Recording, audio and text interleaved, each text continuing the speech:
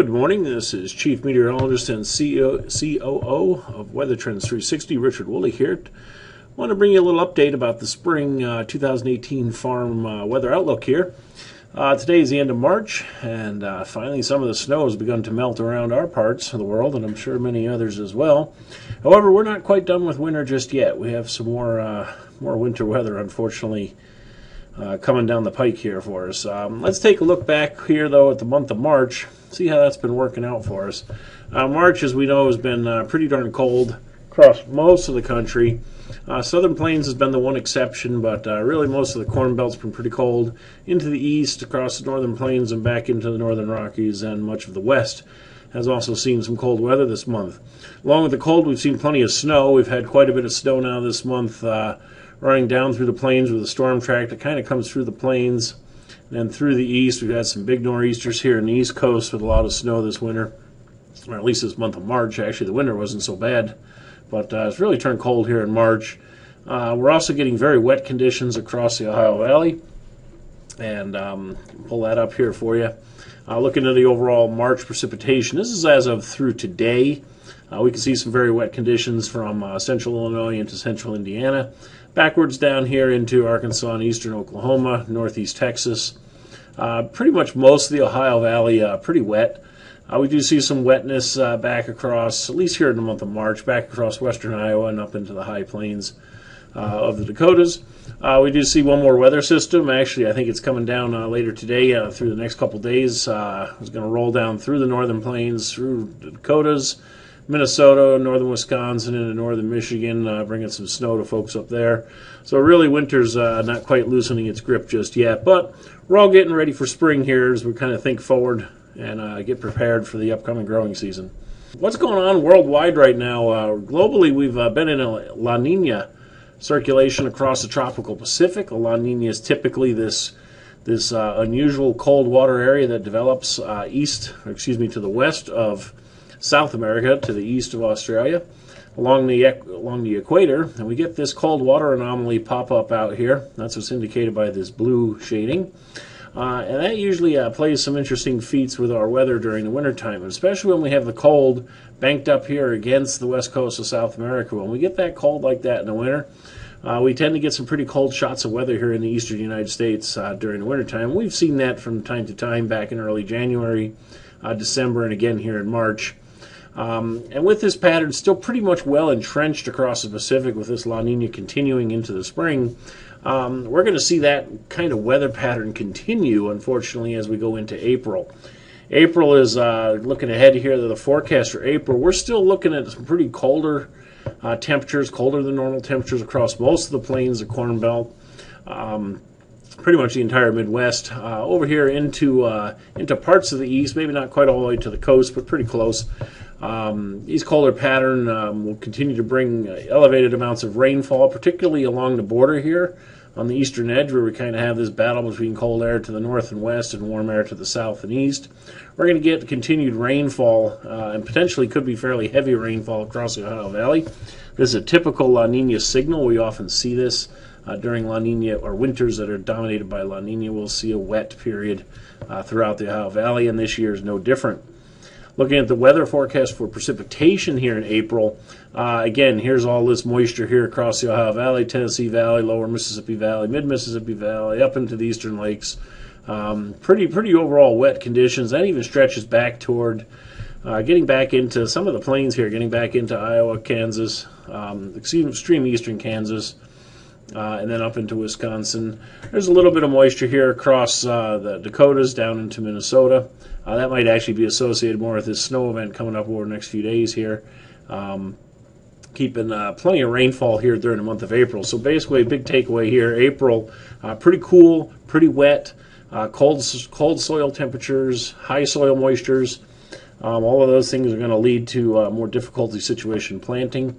Here's a projection of the soil moisture come mid-April. We're still looking at fairly wet soils throughout most of the Midwest. From Iowa and points eastward, will all be wet to fairly wet soils. There is some dryness out here in the high plains, especially the southern high plains from Amarillo up toward Goodland, Kansas is quite dry. They've been dry all winter. They're going to stay fairly dry as we go into spring and into summer. We are definitely seeing some droughty-like conditions forming down here in the south. There are a few dry conditions up here in the north, but not too bad just yet. Not really a big concern at this point. We have pretty good soil moistures as we go into the spring planting season. Now, as we progress into May, we do believe temperatures are going to improve across most of the country. Overall warm up throughout the month of May across pretty much all the growing areas in the middle of the country and the east. A little bit of cool still holding on back up here in the Dakotas and Montana, but not too much. The rest of the growing region looks fairly favorable for warm temperatures. And the other piece of good news is coming out of that cold April and wet April, we're also going to see it dry out here, at least across most of the plains. Not so much the Ohio Valley. They're still going to hold on a little bit more moisture, but everybody starts to dry out a bit. So we should see field conditions improve, soil temperatures improve, and we should be able to start to see planting rates and germination start to catch back up to normal levels by the time we get through May. So it's going to be a little bit of a fear as we come out of April that the cold, wet weather's delayed things, and that might drive prices up temporarily. But as we go through May and the warmer, drier weather allows everybody to get out and start working the fields, we do see that condition kind of returning back toward normal. Taking a quick look here at the overall summer.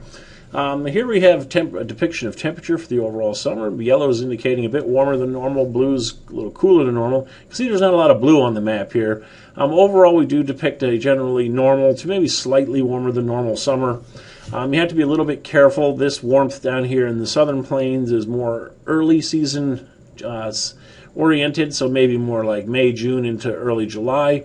Looks pretty hot across the southern plains. The heat really doesn't get going up here in the north until later into July, and then August looks pretty warm. So kind of a late summer warmth up here across the Midwest. This warmth in the southern plains is more early to midsummer. July could be pretty hot down here in places like Amarillo, Oklahoma City. I think it could be pretty hot weather here in July. But that'll start to fade in August as we get some moisture to at least start to help these guys down here. The moisture will be helpful, but it will not impact the drought conditions that we're seeing out here in the southern high plains. While we do get moisture in the summer, it's often sporadic, thunderstorm related, so they're just not going to get enough during the summer months to really alleviate that drought condition that they're seeing down here. The rest of the areas of summer, like I said, we're going into summer pretty good, but the thing we got to watch for is developing dryness across these areas that are also going to start to become warmer and warmer. So it's the old warmer and drier begets warm and drier. So as we start to warm up here, we're also going to start to dry out, and that's going to kind of continue right on into August. Matter of fact, it may kind of peak in August, where we get our warmest and driest weeks of the year sometime during the month of August. You can see overall we have drier conditions across the upper Midwest for the whole summer. Again, this is late summer related. It's not so much early in the summer. And then we see some rainfall down here in the southern plains, but that's more late summer as well. It's not going to be very helpful to the drought conditions we're seeing down there right now. Ohio Valley still looks fairly wet through the summer into the east, so we really don't see any big drought conditions developing further east.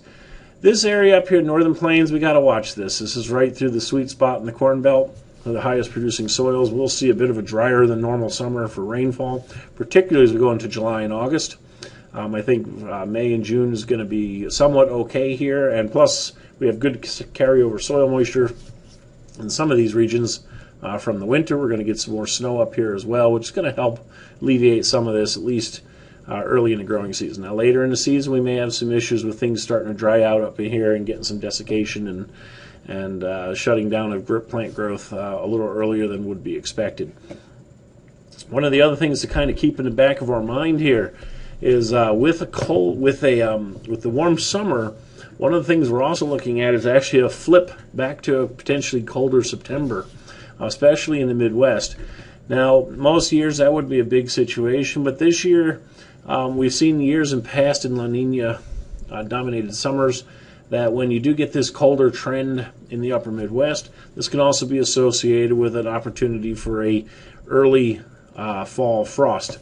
Possibly 1 to 2 weeks earlier than normal, I would say, anywhere from Bismarck down through Minneapolis, possibly as far south as Des Moines, over into Wisconsin, lower Michigan, and that risk of frost maybe not so much Ohio, but it could also include some areas here in the interior Northeast, which could also be a bit colder than would be expected with an early frost, potentially 1 to 2 weeks ahead of schedule.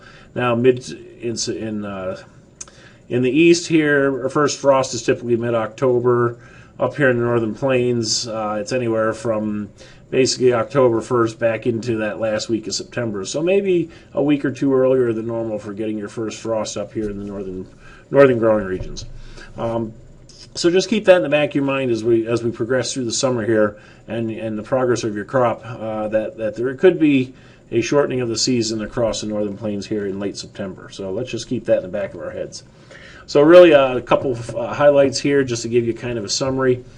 Cold weather is going to continue well into April with wet weather, especially across the eastern half of the growing regions, resulting in cold soil temperatures and excessive moisture, especially again in the east. That's going to lead to a delay in planting, delay in germination, and all the problems that go with being too cold and too wet in late April. We do believe the more favorable weather starts to arrive very late April going into May. All of May looks to be better conditions overall with warmer and drier pretty much for everybody. Planting and germination should catch back up to normal levels. So after a bit of a scare, it should things should get back to where we expect it to be by end of May. Summer again looks overall to be favorable, not too hot, not too dry, but we will start to see heat and dryness building as the summer progresses. So first we're going to see it in the western and southern high plains, and then it spreads eastward later in the summer as we get into late July, and then again through much of August. One thing to point out, and I pointed that out earlier when we were looking at the map, was that late summer dryness is also quite notable because it's in the plains, basically over some of the strongest and the most fertile ground for corn production areas. So we might start to see a little bit of drought stress in the corns as we get into August across southern Minnesota and northeastern Iowa. Maybe also tracking down into northwestern Indiana there, but probably not too bad. The other thing to watch out for here is that risk of an early season frost, 1 to 2 weeks, possibly earlier than normal, across parts of the upper Midwest, and also add in there the interior New England. So for any fruit growers that are over into the New York, Ohio, Pennsylvania area, you might want to keep that in mind as well. Anyway, that's kind of the outlook for the spring summer here of 2018. I'm Weather Trends meteorologist Richard Woolley. We're going to hand it off to Bill Fordham and have a little discussion here right following this about the upcoming about potential for growing prices and what he sees as potential for going on this year. As the colder than normal April unfolds in the Midwest over the next few weeks, the trade will become more sensitive to the potential for negative impacts on both corn acres and production. However, I doubt if it will have a significant impact on corn prices until we get into the month of May and we see how conditions develop. The next major price event will be looking for the spring high. The average date for the spring high in December corn is April 9th and April 3rd for November soybeans. If prices are unable to exceed today's highs in the weeks ahead, we may have already set the spring high. The less than expected prospective planted acres for both corn and soybeans, coupled with the negative production experience the trade has seen in Argentina this winter, will likely increase the market sensitivity to potential negative weather impacts in the months ahead.